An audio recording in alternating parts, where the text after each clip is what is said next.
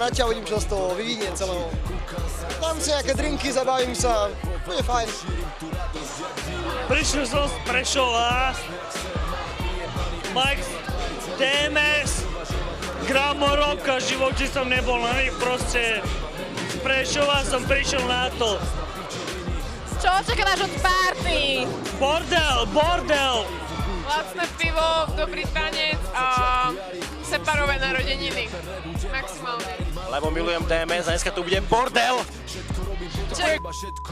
Zábava a všetci sa a bude na druhý deň.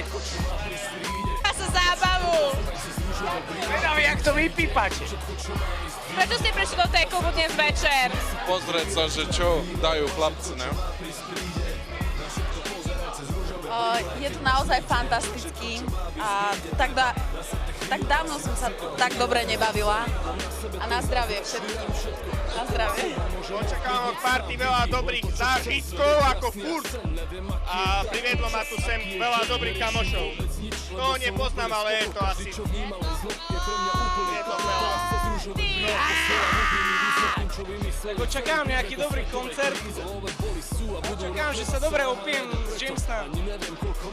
Ja tu dneska priviedlo to, že tu dneska hrajem a čakám to, že ľudia, ktorí tu nás sú, budú sa baviť, žiť a tak, ako to malo byť pre nich, tak budú na to reagovať. Proste Košice poslednú dobu sú skapaté, ale dneska aj týchto ľudí, čo sú tu, ja musím pochváliť, lebo žijú, chcú žiť a bavia sa. A o tom to je. No, ja som sem prišiel s kamarátmi z Prievidze, sme tu štyria a neviem, proste príďme sa zabaviť.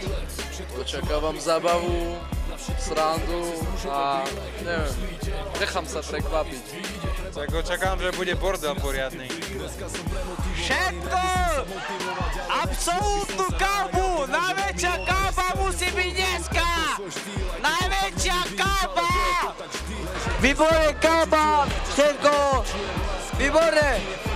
Že si zatancujeme a poznáme možno nových ľudí.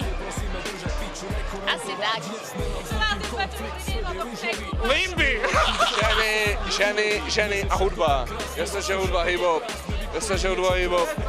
Podstatne, čo to je DMS. Separ, pôjdeš dole, geňo. A čo očakávate od party? Ešte raz. Čo očakávate od party? Ľudí, ktorí sa budú baviť ako ja. Čo to je? Na všetko pozeraj cez rúžové brýle, keď máš zlý deň, všetko čo má výsť vyjde. Treba nasať tie chvíle, tak si nasať tie brýle. Ale vedia sa baviť ľudia v Košiciach z toho dôvodu, že sú všetci alkoholici. Je tu oveľa vec krásnych žien, by som povedal.